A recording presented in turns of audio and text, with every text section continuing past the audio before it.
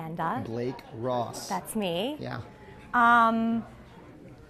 Congratulations on your Sardis portrait. Thanks. I feel like it's on top of many other accolades that have come this year. It's a pretty incredible year for you. Something that really struck me about this particular show is that for kids in our generation, the show was Rent. It was like the first show that kind of showed you actors on stage that looked like you, singing songs that you recognized. For a lot of kids, Hamilton's going to be that show. Isn't that crazy? How does that feel? Well, it feels funny. I mean, I remember being a junior when Rent came out and being like, oh man, they'll never license it in time for us to do it as our senior show. I could still tell you my dream cast list from my high school of Rent. Who were you? Well, it was Mark, obviously. But I also was, Aaliyah Monty Brown was Mimi, Dane Martinez. Like, I literally cast it with all of the best kids from my high school in my head. And so to see that happening with this whole other generation, and I mean, it comes at me through Instagram videos and Vines and Twitter and not just high schoolers, but little kids. I mean, little kids being sent to parent-teacher conferences because they're singing "I Will Kill Your Friends and Family to Remind You of My Love." It is surreal in so many different ways. No one could have anticipated this. You, through Heights, but really with this, have cemented hip-hop and rap as a viable genre on Broadway. What do you think might be next for that? Well, I don't know. What I think is, what's exciting is that what I love about hip-hop is also what I love about musical theater, which is it absorbs whatever it needs to tell the story it wants to tell. Whether it's hip-hop sampling and remixing old soul samples like Jay-Z does so beautifully through Kanye's production, or it's, musical theater music was jazz music, but it can have a country western flavor if it's Annie Get Your Gun, or if it's Bright Star, where it's bluegrass music. Like, it just takes whatever it needs to tell the story. And so what I'm hoping happens is, because Rent was not the first rock musical by any stretch. I mean, when you go back to Hair, you go back to Bye Bye Birdie, but it ended the conversation.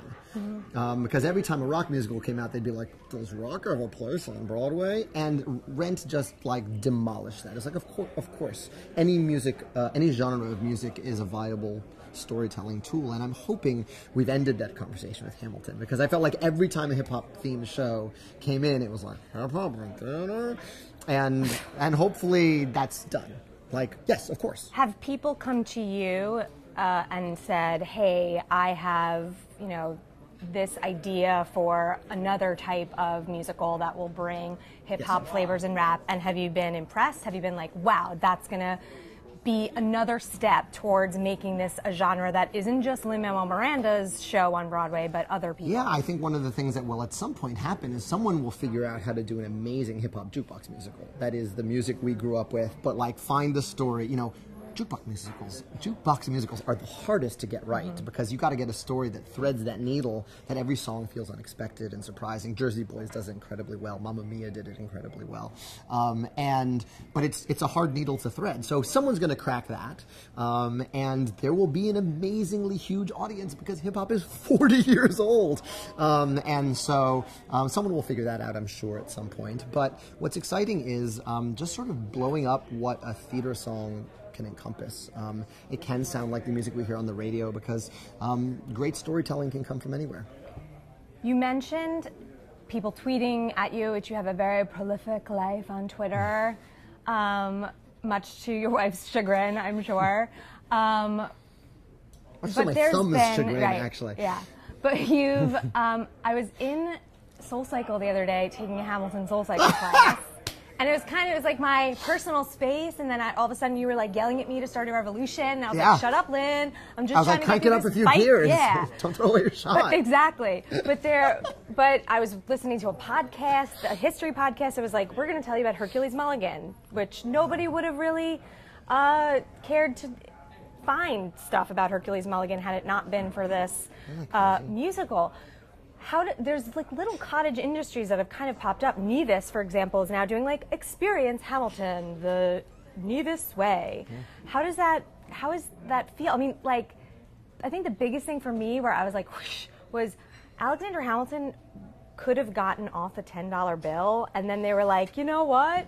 It's now a big deal, so sure, we're going to keep him on the 10. Like, Does that at all register with you? Well, the cultural impact that it's gone beyond the stage, and it's like I'm sitting in SoulCycle and I'm telling you to shut up, get out of my head, just trying to make it through 40 minutes of SoulCycle class. I love that we went big and then we went right back to your SoulCycle class. That was you took me on a journey. It was great. You know, I think it makes me think about the pieces of art that have made me look at something in a new way. You know, I remember the Sunday in the Park portrait hanging in my, you know, art teacher's classroom when I was a kid, and it was just sort of another thing on the wall until I saw Sunday in the Park with George, and then you look at the painting.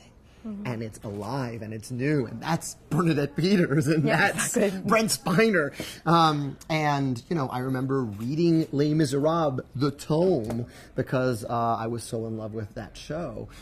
So that's what a piece of art can make us do. It can make us sort of look at something that was sort of speeding by us before and go, wait a minute, there's something there that I can see myself in and sort of see a little bit of my life reflected in. So it feels amazing that all of these cottage industries are popping up. It feels amazing that people are using this as a jumping off point to tell other stories that have been sort of ignored or buried by history. That's kind of the point of the thing. You know, our goal was never to sanctify or put Hamilton on a pedestal. It was to sort of get the dirt off him and show him as human and flawed, and by doing so, all of our other founders as human and flawed. And so that's been a jumping off point for this sort of incredible curiosity is amazing. So, one more question. You're eventually going to leave this show, and it will, I imagine, go on for many, many years beyond you. There's going to be a show in San Francisco, Chicago, LA, London, tours. I mean, this show will take on a life of its own. How will it feel? Because I know you went through this with Heights. You are where you're no longer tending to it every day, and now it belongs out of you taking care of it every day. How does that feel? Bittersweet, I imagine, maybe? It actually feels great. It's so funny that you asked me that today, because I literally, as soon as I'm done talking to you, I head back to Telsey, and we're continuing to cast for Chicago, like, right now. And it's thrilling to watch these young people walk in and sing these songs. And now the songs are in the world, so it's not, you know, our first set of auditions, everyone was learning it off sheet music. They didn't have a frame of reference for it, but now it's in your SoulCycle class. And so, I always think of every original cast as sort of breaking a 4-minute mile. It took us years to find the original cast, the only people on earth who could do these set of skills, and then the show itself becomes sort of a beacon to other people who go, I have that skill set, I could do that. You know, you think of Yitzhak in Hedwig auditioning for Rent. I will be Angel. You know, that thing of, like, it attracts the people who feel like they have a voice on that stage. And I'm so thrilled. One, I feel like I have the best production team on earth, and they care so much about getting it right in every city. So it's not me and a bunch of associates. It's me and Tommy and Alex Lackamore back there at Telsey. We're going to be figuring out the casts for all these things. We'll be figuring out the cast for everyone going forward. And they're really...